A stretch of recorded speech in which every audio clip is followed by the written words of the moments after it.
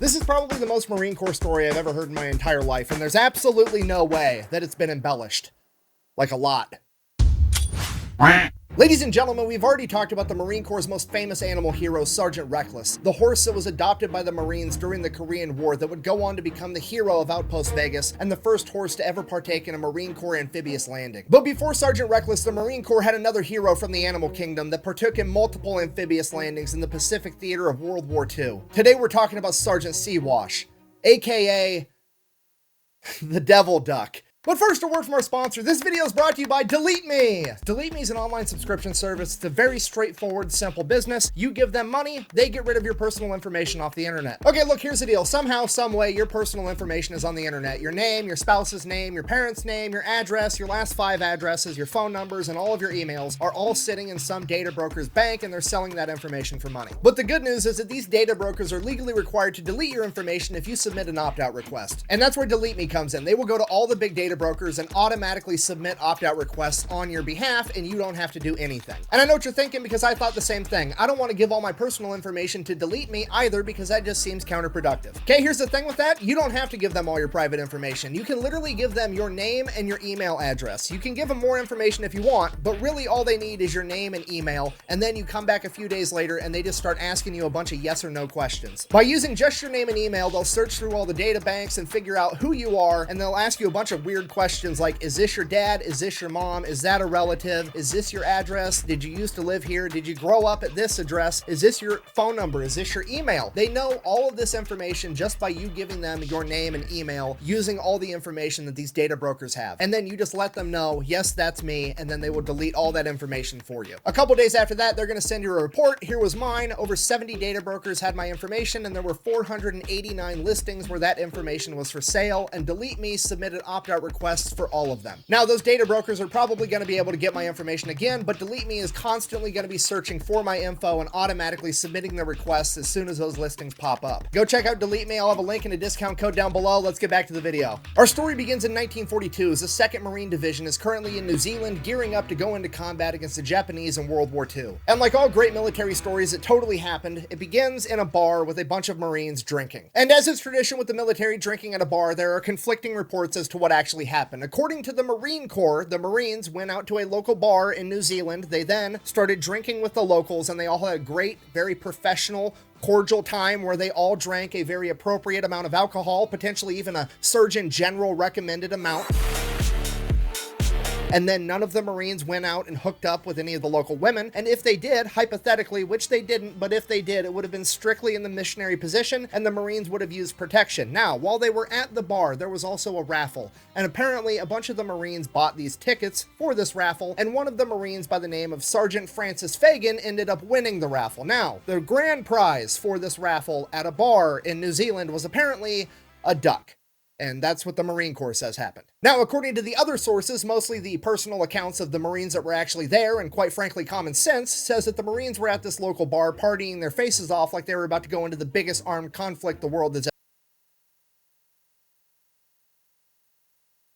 ever seen, and while they were there, some of the Marines were playing poker with the locals, and the Marines apparently took all of their money, and they came back to the table, and they're like, all right, well, here's my prize duck, I'm gonna put that up as a wager, and the Marine Corps ended up winning that too, and that again was Sergeant Francis Fagan, aka Pappy. Now, personally, I'm going to go ahead and err on the side of the Marines got hammered at a bar and won a duck in a poker game, and the chain of command didn't want to get in trouble for associating the Marine Corps with gambling, so they just made up some weird shit, like apparently bars in New Zealand raffle off ducks, but you can go ahead and decide to believe whatever you want. Regardless, either way, Francis Fagan, and by extension, the Marine Corps, now has a duck. So what are the Marines going to do with a duck? Obviously, they take it under their wing. I'd like to apologize to the internet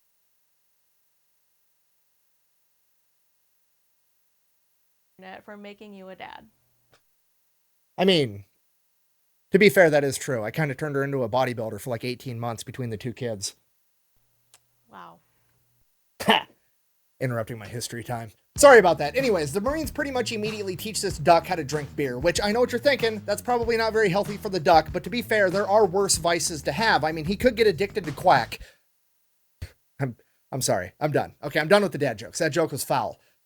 Anyways, they become drinking buddies with this duck, he becomes one of the Marines, and then time comes for them to all go off to war and actually engage with the Japanese. Sure enough, they take the duck with them. Fast forward, November 1943, the Battle of Tarawa. It's one of the bloodiest battles in Marine Corps history. Essentially, the Japanese have 4,000 soldiers dug in and heavily fortified on the Tarawa Atoll, and the Marines have to go in there and take them out. Now, what's unique about Tarawa is it is surrounded by coral reefs, and what that means is any traditional landing craft that America could use, like a Higgins boat, similar to what we used over in the European theater, would get hung up on these coral reefs, and the Japanese would be able to spray it with machine gun fire and artillery and mortars and kill absolutely everybody. The Japanese were so confident in these coral reefs and their fortified defenses that Admiral Shimasaki said that it would take 1,000,000 men 100 years to take Tarawa. But he didn't know that the Marine Corps had the LVT, the Landing Vehicle Tracked, aka the Amphibious Tractor. Similar to a Higgins boat, except it had tracks on it, and then when it hit the coral reefs, it would simply drive right over the top of them. So November 20th,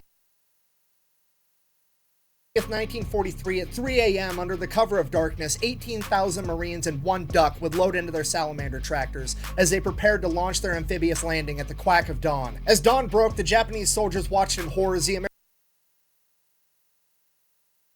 American landing crafts did not get hung up on the reefs, but simply drove right over the top of them. The only surviving Japanese officer from this battle, Kiyoshi Ota, would later go on to write, "We could see the American landing craft coming towards us like dozens of spiders over the surface of the water, as one of my men exclaimed, 'The gods of death have come.'" As the Marines reached the beach, they would become pinned down from heavy machine gun, artillery, and mortar fire. They were only able to secure the first 70 yards of the beach after hours of combat. It is at this point that the Marines' front line was charged by an enemy rooster, and Sergeant Seawash charged past the Marine line to meet the chicken in winged combat in the middle of the battlefield. After sustaining several pecks to the head, Seawash was able to repel the enemy ambush and save his fellow Marines. The Marines would then go on in the following days to complete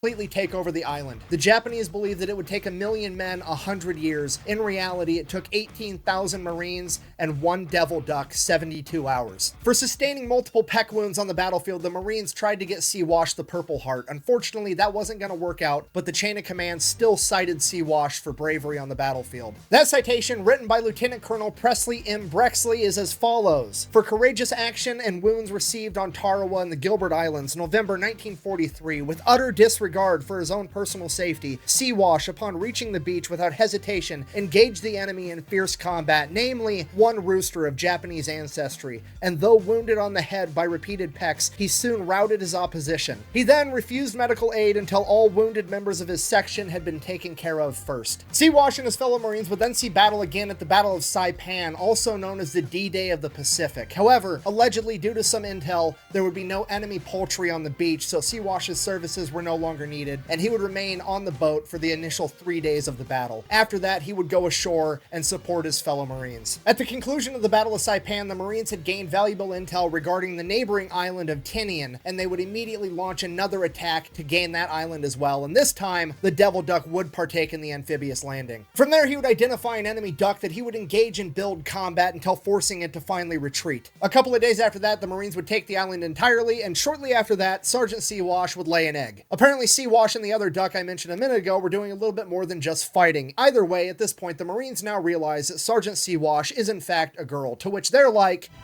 "A woman! Treacherous snake!" Just kidding, they didn't actually care. In reality, they were probably giving each other a hard time, like, alright, who did it? Fess up. Tania would be the last time that Sergeant Seawash ever saw combat. After World War II, she would end up getting sent back home to America with her fellow Marines and her primary caretaker, Francis Fagan. From there, the story of Sergeant Seawash picked up traction, being in Time magazine, having multiple radio appearances, being in a bunch of different newspapers, telling the harrowing story of America's one and only devil duck. And while all that's going on, she is partying her bill off with her Marines, drinking beer after beer, while also helping the Marines hit on young women. And I actually believe this to be the first historical appearance of the term wingman being used in relation to picking up women. Okay, I mean, look at this. Fagan and Seawash have more game than an Xbox. That man's about to get more than an animal shelter. Over the next couple months, the publicity would die down and Francis Fagan would go on to become an electrician. And his great-grandson would also go on to become an electrician that had a pretty decent-sized YouTube channel. No, I'm just kidding. I'm not related to this guy. Anyways, Sergeant Seawash would also then go to live on a farm for an extended period of time until being called back into duty during the Korean War, where she helped with recruiting efforts. After that, she would finally retire to live out the rest of her days in the Lincoln Park Zoo in Chicago before passing away in 1953 due to liver complications, which prompted the Marines to release a statement saying that there is no reason to believe that her liver complications were due to her excessive amount of drinking during her time in service. According to multiple newspapers, her funeral service was then held in a taxidermy shop where she was then stuffed